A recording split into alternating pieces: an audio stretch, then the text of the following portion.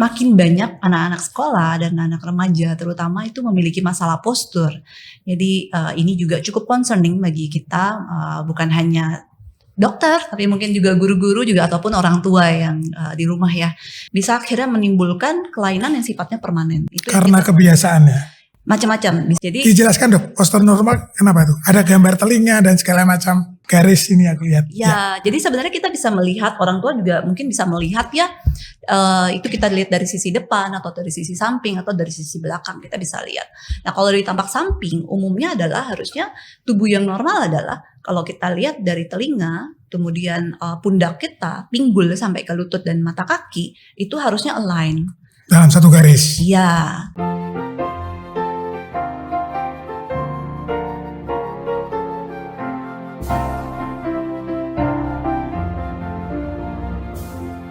Halo Sobat YBHK, selamat jumpa lagi di Podcast Sukses bersama YBHK. Kali ini adalah episode kita yang ke-144.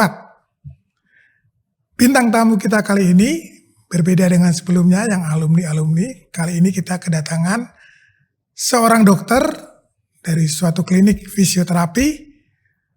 Nanti akan kalian perhatikan, ini beda dengan dokter-dokter yang sebelumnya pernah datang. Kita dokter umum sudah pernah, dokter kandungan sudah pernah, dokter bedah sudah pernah, dan segala macam dokter kita sudah ada. Tapi kali ini kita beda. Maka untuk itu kami persilahkan narasumber kita untuk memperkenalkan diri. Silakan dokter. Halo semuanya. Kabarnya gimana, dan mudah-mudahan semuanya sehat yang mendengarkan. Jadi perkenalkan, saya Dr. Elina. Saat ini sebenarnya saya lagi mengambil pendidikan untuk dokter spesialis kedokteran olahraga. Jadi emang kami banyak membahas tentang masalah aktivitas fisik pada orang-orang yang berolahraga, peminat olahraga, dan kemudian juga pada atlet. Dan kebetulan saya mewakili klinik dari Backfit HWS. Di sini saya sangat senang diundang di sini mengikuti podcast ini untuk sharing, terutama untuk anak-anak sekolah. Karena saat ini saya lihat makin banyak anak-anak sekolah dan anak remaja terutama itu memiliki masalah postur. Jadi ini juga cukup concerning bagi kita, bukan hanya dokter, tapi mungkin juga guru-guru juga ataupun orang tua yang di rumah ya, bahwa sekarang anak-anak mulai posturnya mungkin kalau kita bisa lihat ya Pak ya, zaman dulu mungkin nggak gitu banyak ya anak-anak yang bongkok. Ya. Sekarang kita perhatikan sekarang tuh anak-anak, oh kok kelihatannya bongkok banget ya, lehernya kok sampai kayak nunduk banget kayak gitu. Terus bukan hanya terlihat saja, tapi ternyata juga sudah mulai banyak mengalami keluhan. Mungkin zaman dulu waktu kita masih sekolah jarang ya kayaknya mengeluhkan kayak nyeri leher, nyeri pinggang. Nah sekarang itu anak-anak sekolah bahkan dari mulai SMP sampai SMA itu banyak sekali yang datang ke klinik dan akhirnya membutuhkan bantuan fisioterapi untuk mengatasi nyeri. Oke dok, sebelum kita ke inti, kan dokter kan tadi sebut sebagai dokter olahraga. Ya. Nah ini hal yang baru, kita pengen tahu dokter olahraga itu apa sih? Lalu bagaimana waktu kuliahnya di mana untuk itu? Itu jurusan apa? Berapa lama untuk kuliah di sana? Coba dokter silakan jelaskan. Oke. Jadi dokter olahraga itu atau kita sebut ini spesialis kedokteran olahraga. Jadi itu pendidikannya untuk saat ini baru ada itu di Universitas Indonesia. Jadi ini program berarti S2 ya. Jadi untuk mengambil pendidikan spesialis itu. Jadi spesialis dokter umum. Oh harus dokter umum dulu ya. Baru spesialis. Ambil spesialis lagi kurang lebih 3,5 tahun sampai 4 tahun lagi. Dan di sini kita mengatasi itu sebenarnya tidak hanya menangani para atlet. Karena kalau misalnya para atlet kita, siapa sih dokter di baliknya gitu yang mengatasi masalah. Selama ini kan kita tahu wah atletnya sehat-sehat semua. Ya. Kalau cedera di sepak bola itu cuma disemprot udah lari lagi. Iya. Jadi di baliknya ada dokter-dokter ya. Jadi yang kita tangani bukan hanya masalah pada saat mereka cedera tapi juga performa. Bagaimana caranya kita meningkatkan performa, bahkan pencegahan cedera pada saat kita melihat atlet itu misalnya oke, kayaknya sepertinya ada masalah nih ototnya atau secara biomekanik pada saat dia bergerak. Apa yang dapat kita lakukan itu untuk mencegah dia terjadi cedera ke depannya. Itu termasuk kerjaannya spesialis kedokteran olahraga. Di luar atlet, sebenarnya juga kita di lingkungan sehari-hari kita lihat banyak ya. Oh iya. Saya apalagi zaman pandemi, Ya, ya. mulai banyak orang-orang awam mulai aware bahwa olahraga itu penting. Terus bagaimana melakukan olahraga yang aman dan benar-benar untuk tujuannya kesehatan? Oke, jelaskan sedikit dok. Olahraga yang aman dan tujuannya kesehatan. Ya oke. Ya. Mungkin belum lama ini kita dengar nih ya, kayak baru minggu ini. Contohnya nih dari salah satu event maraton yang dilakukan di Pulau Sulawesi ya. Oh iya, iya. Baru kita dengarkan ya. Ada salah satu pelari yang meninggal dunia, misalnya karena pada saat mengikuti itu ternyata terjadi henti jantung.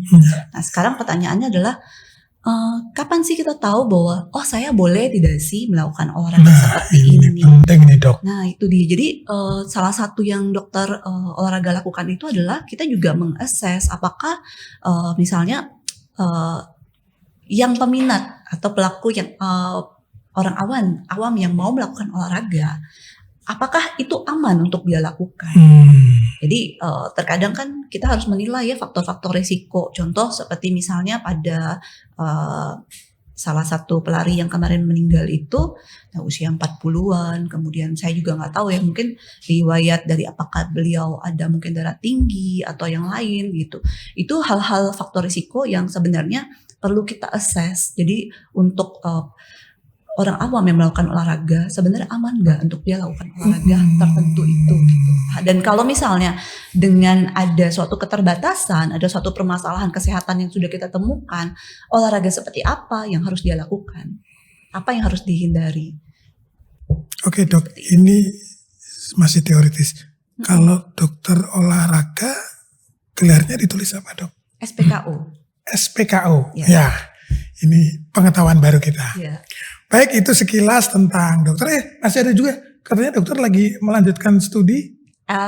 Mudah-mudahan nih segera lulus nanti bulan Agustus ini. Oke, kita doakan supaya dokter cepat lulus. Amin. Oke, tema kita kali ini adalah posture problem in children and adolescents. Jadi masalah tubuh khususnya untuk anak-anak dan remaja. Ini penting kita ketahui, khususnya anak-anak sekolah dan juga orang tua murid. Seberapa jauh fisik anak-anak. Baik dokter, bisa dijelaskan sedikit? Oke, jadi sebenarnya banyak yang orang tidak aware bahwa ternyata makin banyak nih remaja-remaja dan anak yang memiliki masalah postur. Jadi bahkan itu bisa meliputi lumayan banyak ya persentasenya, bisa sampai 30% ternyata. Dan akhirnya problem postur itu bahkan bisa menetap. Bisa akhirnya menimbulkan kelainan yang sifatnya permanen. Itu karena kebiasaan ya? Macam-macam, bisa dimulai dari kebiasaan. Jadi dari postur itu sendiri ada berbagai macam permasalahan ya. Jadi kalau misalnya mungkin di awalnya bisa saja dimulai dari habit yang lama-lama akhirnya karena kebiasaan itu dalam seiringnya dia bertumbuh itu akhirnya menjadi permasalahan yang bersifatnya permanen setelah dia dewasa. Okay. Bisa permanen. Ya, nah ini cukup concerning, apalagi pada saat mereka bertumbuh nih. Jadi harus kita makanya kenapa misalnya pas permasalahan kita ketemu permasalahan yang dari awal dari anak dan remaja aja sudah mulai ada posture, orang tua udah mulai harus aware, jangan sampai problem itu kalau misalnya ada problem postur di tulang belakang atau di tubuhnya itu nanti jadi permanen sampai dia dewasa. Dan tentunya ke depannya akan menimbulkan keluhan-keluhan juga pada otot, tulang, dan persendian. Ya, itu juga sebenarnya pada waktu saya kecil dulu, waktu sekolah, kita tuh disuruh menggambar posisi duduk yang benar. Ya. Dan kita terus dulu waktu sekolah itu, kalau duduknya nggak benar, gurunya menegur. Nah, kalau anak-anak sekarang ini kan kadang-kadang sudah tidak mengamati hal itu, dan itu menjadi catatan bagi orang tua dan guru untuk selalu memperhatikan anak-anak ketika mereka belajar, duduk atau main handphone bisa banyak nggak?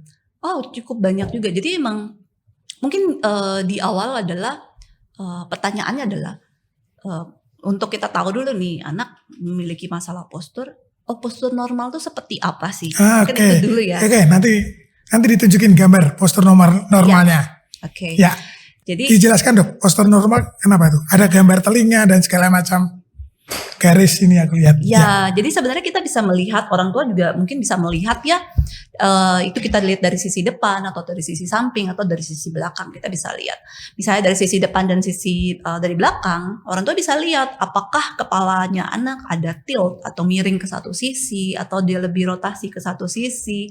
Lihat juga pundaknya, apakah ada yang lebih tinggi satu sisi, juga hingga ke pinggul kita lihat. Pinggulnya apakah Pinggul ada? juga bisa. Ya, pinggul kita juga harus perhatikan apakah dia sama ketinggiannya. Bisa beda ya? Bisa berbeda. Oh, Dan kaki juga bisa dilihat dari kaki. Itu dari tampak depan atau dari tampak belakang.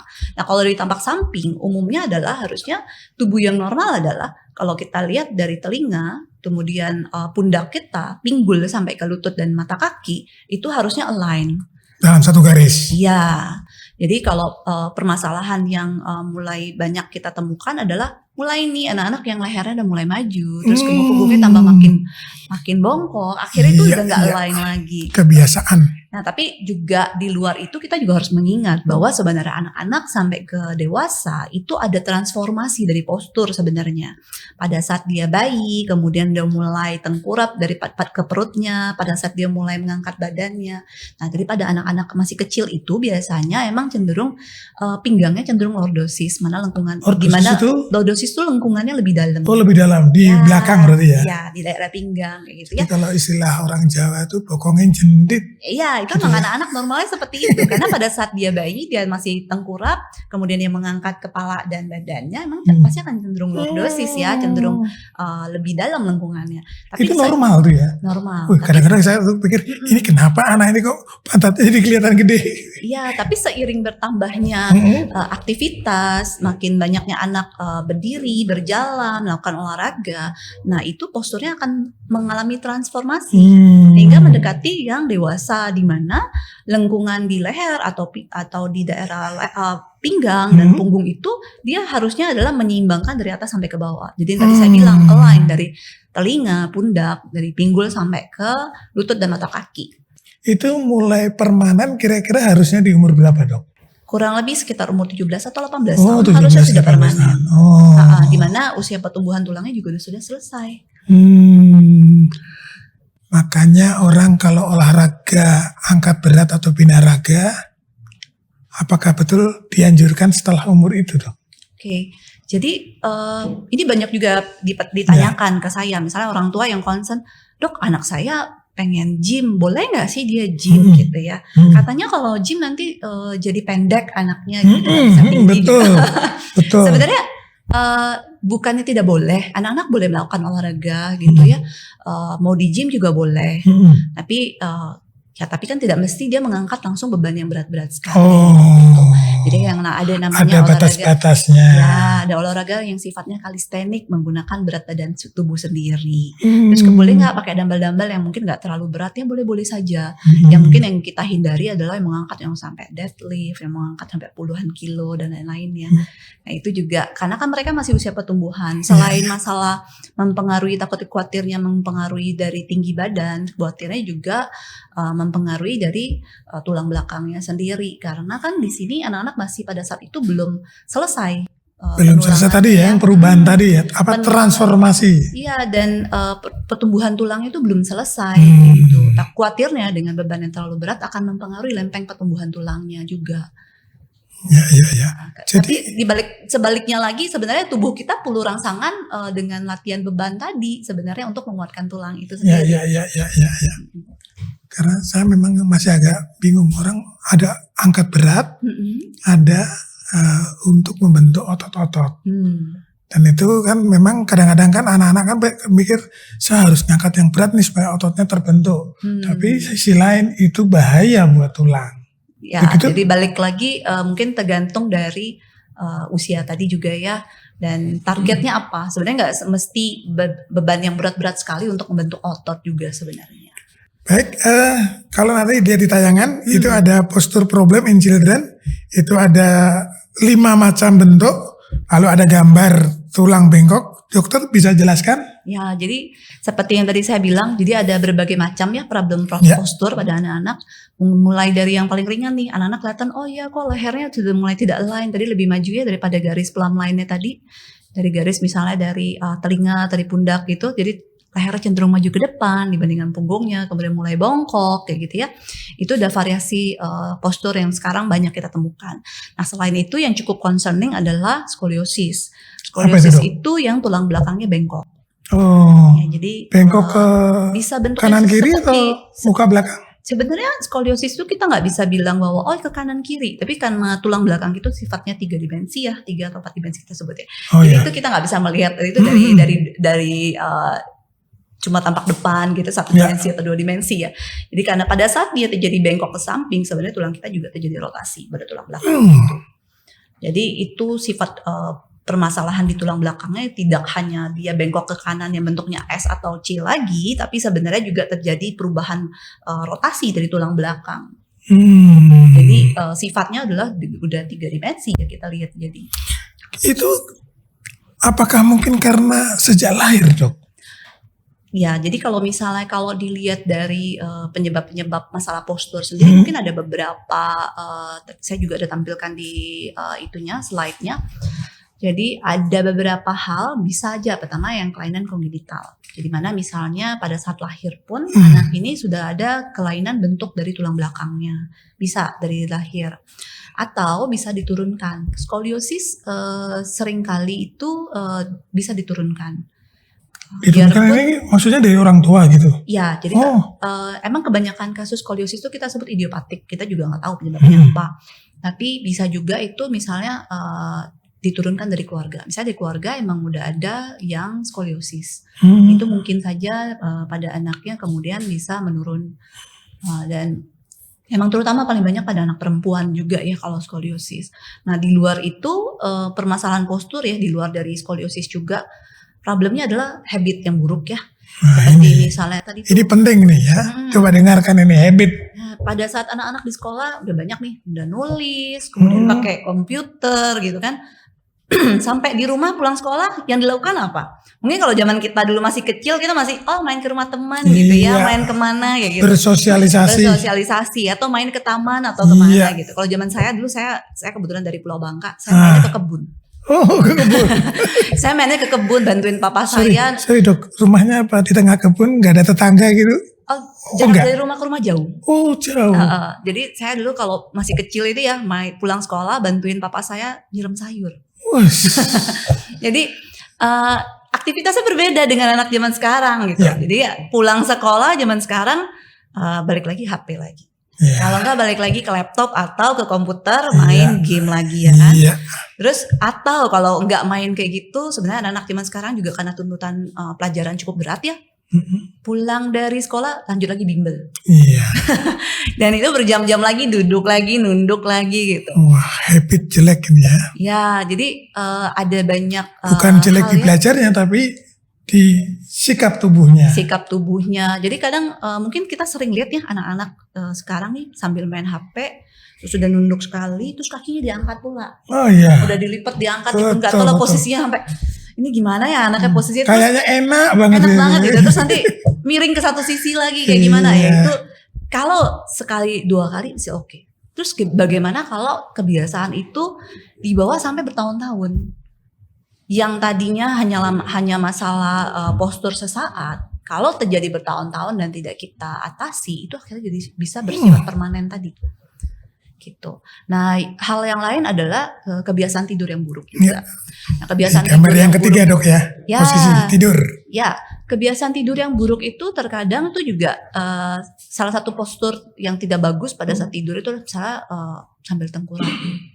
Oh, tengkurap itu salah tuh. Ya, kadang kan pasti akan overstretch juga ya. Oh iya ya, pasti akan miring kiri, miring kanan. Jadi itu juga akan ternyata pada penelitian disebutkan bahwa itu akan mempengaruhi postur juga. Padahal pas tidur tengkurap itu enak ya kayaknya.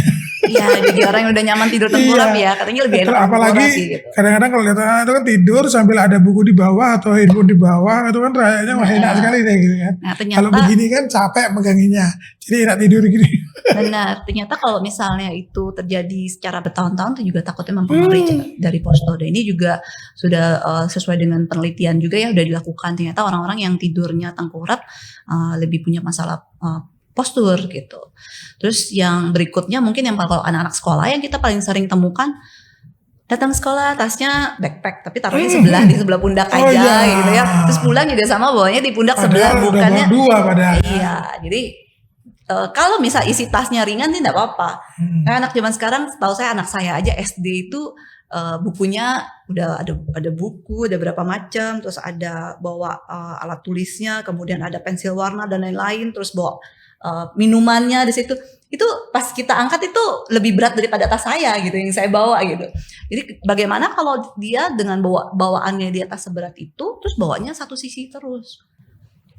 Pasti akan membebani salah satu sisi dari tulang belakangnya lebih berat kan.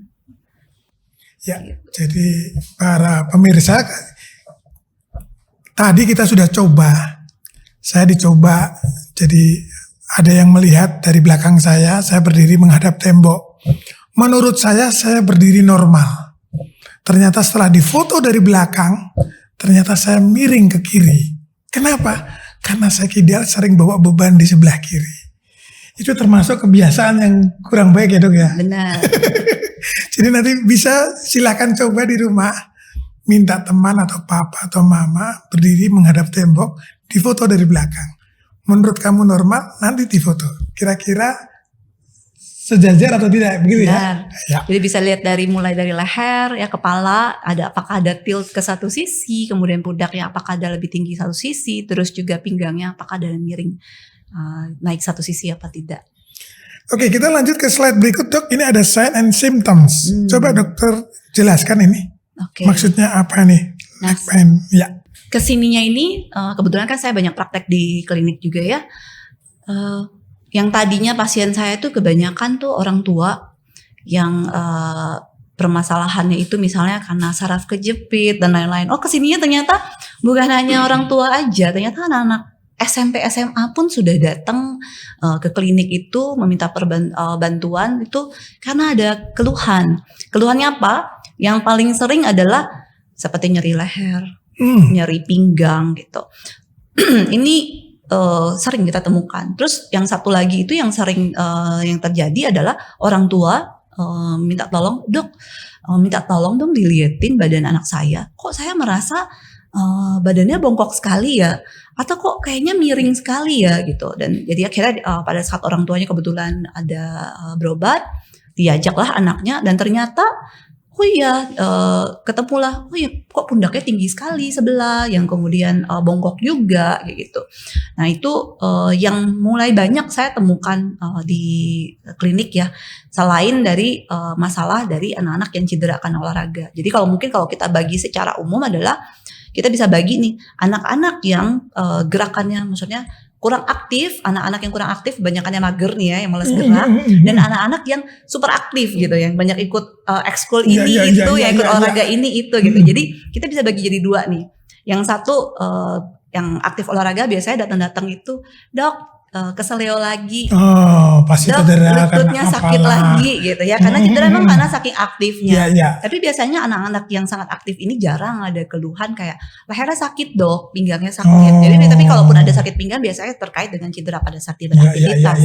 Nah sedangkan anak-anak yang kurang gerak ini permasalahannya itu lehernya sakit, pinggangnya sakit. Bisa seperti itu. Kalau misalnya masalah tadi postur tadi, kalau misalnya orang tuanya concern kok anak saya terlihat miring ya. Sometimes anaknya bahkan pada saat itu mungkin belum ada keluhan sebenarnya. Tapi orang tua kan kadang aware ya. Melihat kok kayaknya miring banget ya pundaknya kayak gitu. Kok lehernya kayaknya kok miring banget atau bongkok banget punggungnya. Nah itu anaknya bisa saja mungkin belum ada keluhan. Tapi kalau kita biarkan lama-lama apakah pasti tidak ada keluhan ya, bisa jadi nanti ke depannya akan ada keluhan. Baik dok. Lalu dok, kalau sudah terjadi seperti itu, apa yang harus kita lakukan?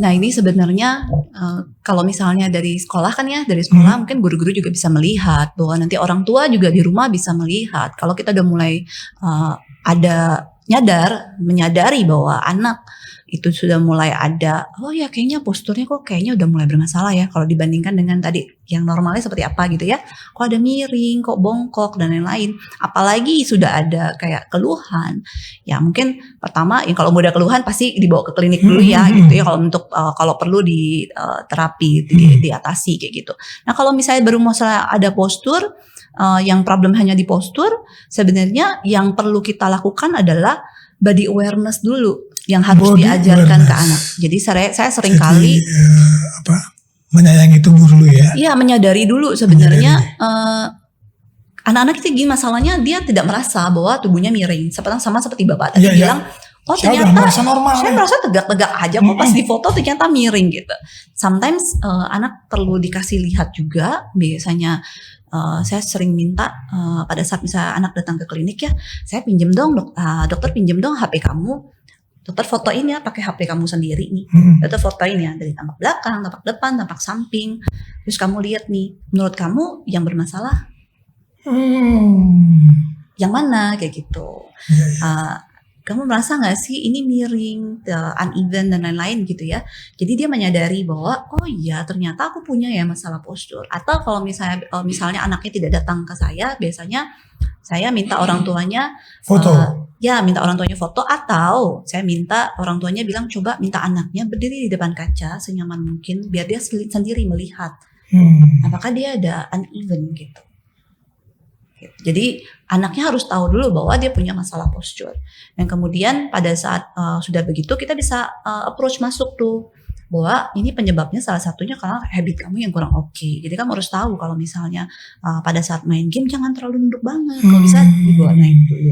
Atau misalnya komputer di rumah usahakan misalnya eye level ya. Dan ini langkah kedua adalah merubah habit. Ya, mengubah habit sehari-harinya gitu. Jadi termasuk dari langkah berikutnya dari setelah body awareness, anak juga harus dan orang tua harus sadar bahwa oh iya ini kebiasaan ini yang tidak baik. Sometimes anak lupa lagi, mungkin orang tua bisa mengingatkan, jangan miring kayak gitu atau apa gitu. Itu mungkin yang pertama. Dan yang kedua adalah sebenarnya hal yang dapat kita lakukan adalah yang penting juga ini ya, aktivitas fisik. Kalau di sekolah kan udah ada ya pelajaran olahraga ya PJOK atau kalau misalnya beberapa sekolah lain sebutnya PI ya, PI atau physical exercise kayak gitu. Nah sebenarnya kan pelajaran olahraga zaman sekarang itu sudah mengintegrasikan tuh kayak gerakan fundamental dasar pada saat mereka SD. Bagaimana mereka harus melompat, terus kemudian berlari, terus kemudian dia harus bagaimana gerakan-gerakan dasar lah ya, terutama pada anak ya. Nah pada saat dia udah SMP atau SMA, olahraga mulai nih bergeser ke sifatnya olahraga yang permainan ya. Olahraga permainan ataupun apa sebenarnya olahraga yang dapat ditekuni oleh anak adalah semua yang dia sukain sebenarnya. Balik lagi anak akan menekuni itu kalau dia suka. Kalau di sekolah mungkin bisa kita karena dia keharusan dia menjalani itu kecuali dia suka sekali ya gitu. Nah tapi kan di sekolah paling seminggu sekali atau 2 kali ya pelajaran PJOK. Satu kali. Ya. Nah itu tidak cukup. Oh tidak cukup. Tidak cukup. Nanti kita lihat lagi rujukan yang normalnya dari WHO atau CDC itu seperti apa sih untuk aktivitas fisik pada anak. Maksudnya kalau tidak cukup di sekolah, yang kedua ya di tempat lain gitu kan. Nah di tempat lain ini boleh di rumah, mau di mana kayak gitu. Nah olahraganya sifatnya harus seperti apa? Balik lagi sebenarnya olahraga yang pertama disukain dulu sama anaknya. Oh iya, harus disukain dulu. Terus kemudian olahraganya itu kan olahraga macam-macam ya. Ada yang banyak menggunakan satu sisi tubuh lebih banyak. Contoh misalnya bulu tangkis, one side ya, banyakan kanan hanya saja. Kanan terus, Atau misalnya main tenis juga kanan aja. Tenis gitu. meja. Kali aja mungkin ada orang tuanya suka golf, anaknya diajak golf, itu pun masih termasuk one side olahraganya. Sebenarnya kita lebih sarankan itu olahraga-olahraga yang double side. Ya dua-duanya itu terpakai. Dua-duanya. Contohnya seperti apa sih? Kalau anaknya suka lari ya silakan. Kemudian kalau anaknya suka berenang juga lebih baik lagi ya, tulang belakang juga akan kepake kayak gitu. Dan kemudian tadi seperti Pak Andreas bilang, bagaimana kalau anak-anaknya mau gym ya silakan aja, tapi harus dengan pengawasan yang cukup ketat ya. Dan sifat olahraganya mungkin akan lebih baik olahraga-olahraga yang menggunakan berat badan tubuh sendiri gitu. Berat badan tubuh sendiri itu maksudnya tidak usah pakai alat lain, tapi misalkan push up, iya benar, set up, benar sekali. Ya seperti itulah. Iya, seperti itu sih. Dan tips juga gimana caranya supaya anak-anak itu juga mau untuk melakukan olahraga di luar ya. Tips yang paling menurut saya paling harus paling utama adalah anak itu kalau melakukan olahraga sendiri pasti bosen. Suruh dia misalnya suruh dia ke gym sendiri, pasti bosan. Pasti bosan. Lebih senang beregu. Ya, pilihlah olahraga yang sifatnya ada temannya berbarengan, atau kalau enggak olahraganya bisa berbarengan dengan orang tua. Gitu ya. Jadi kayak anak juga sebenarnya mencontoh apa yang dilakukan oleh orang tua. Pada saat anak melihat misalnya orang tuanya cukup aktif melakukan olahraga, dia juga akan tahu itu suatu emang itu udah lifestyle di keluarga kita. Oh ya emang harus olahraga gitu. Itu kan akan terbawa juga sampai ke anaknya bahwa olahraga itu penting, bagian dari kehidupan kita sehari-hari. Iya. Betul. Ini rekomendasi yang dianjurin oleh CDC. Dari ini untuk anak dan remaja terutama. Jadi olahraga seperti apa yang harus anak-anak lakukan? Nah, yang pertama olahraga yang sifatnya aerobik.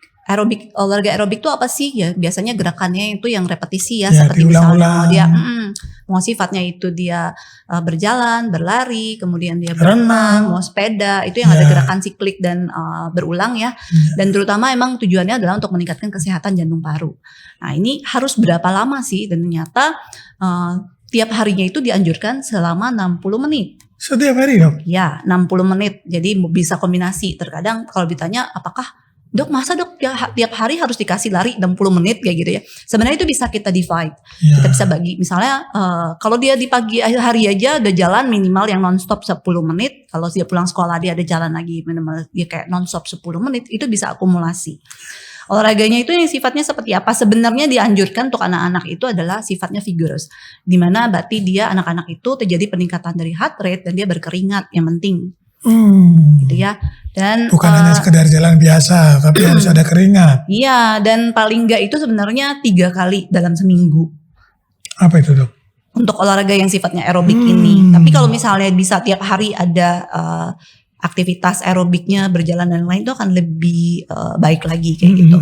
Dan kemudian olahraga yang sifatnya penguatan otot. Olahraga yang sifat penguatan otot itu misalnya contoh tadi seperti kita bilang push up, kemudian tadi mau sit up, kemudian mau plank gitu ya. Itu juga perlu dilakukan. Nah, itu paling tidak 3 kali dalam 1 minggu. 3 kali dalam 1 minggu. Jadi kalau dari sekolah misalnya udah ada sekali, berarti harus ada 2 kali lagi di luar itu kan. Dan kemudian olahraga yang sifatnya untuk menguatkan tulang. Apa itu dok? Nah, jadi kan seperti saya bilang tadi, tulang kita untuk supaya merangsang pertumbuhan tulang dan untuk kekuatan tulang itu sendiri perlu ada beban yang kita berikan pada tulang kita. Kemudian sifatnya apa sih yang kalau kita mau berikan pada anak-anak itu untuk penguatan tulang, seperti sifatnya jumping, running, itu kita kasih beban pada tulang kita. Jadi perlu kita stimulasi tulang kita bahwa oh ya ini kalau misalnya dikasih beban yang seperti ini, loncatan dengan gayanya sebesar ini, berarti tulang kita, badan kita akan mengenali. Berarti kita harus perkuat tulang kita supaya tidak mudah cedera tadi. Seperti itu. Jadi 3 rekomendasi ini untuk aktivitas fisik pada anak dan remaja yang direkomendasikan oleh CDC, dan ini yang biasanya kita pakai untuk rujukan. Seperti itu. Terus dokter kan punya klinik ya? Ada 4 klinik kalau nggak salah dok ya. Nah, ini kan kita kan juga perlu tahu, barangkali orang tua melihat, oh anak saya ternyata harus diperiksa atau harus diperbaiki. Boleh dong dok, kliniknya dokter apa namanya dan letaknya di mana saja dan untuk mengobati apa saja. Oke, jadi kalau klinik kami, klinik utamanya itu ada di Muara Karang, yaitu Klinik Health and Wellness Solutions. Nah itu sebenarnya udah berdiri sudah cukup lama ya, udah kurang lebih 10 tahun. Dan kemudian untuk klinik cabangnya itu dengan nama Backfit HWS itu ada di Permata Senayan, Gading Serpong, dan akan segera dibuka juga di Meruya. Oh, di Meruya. Ya, dekat rumah itu. Jadi terutama emang kasus-kasus yang kami tangani itu adalah selain masalah cedera olahraga dan lain-lain, kita juga nangani masalah semua keluhan yang terkait dengan otot tulang dan persediaan juga saraf yang mau baik itu pada orang tua atau anak muda atau anak-anak itu kita tangani. Yang kasus mungkin paling banyak kita temukan kalau pada orang tua terutama seringkali itu kayak seperti saraf kejepit, kemudian ada kasus frozen shoulder, kemudian kasus frozen shoulder itu yang mungkin sering ada teman atau apa kalau pernah lihat bahunya sakit nggak bisa diangkat. Oh, banyak tuh. Ya itu pernah lihat ya. Dan mungkin yang keluhan lain lagi itu misalnya seperti pengapuran pada sendi. Oh iya. Ya, kalau pada orang tua kan banyak ya lututnya pengapuran, pinggulnya pengapuran. Kadang kan sampai mengganggu ya kalau jalan aja susah gitu. Nah, ini salah satu permasalahan yang kami tangani umumnya di klinik.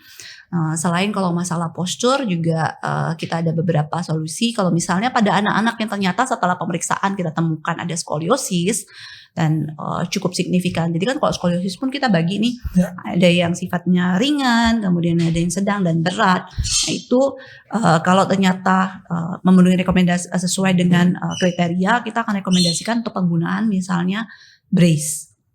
Ada baju khusus memang untuk mengatasi itu, terutama memang pada anak-anak remaja ya, karena kita mengejar usia pertumbuhan tulangnya. Iya, pas pertumbuhan tadi. Iya. Sebelum umur 17-18 tahun. Iya, benar. Oke. Ada pesan-pesan khusus, Dok?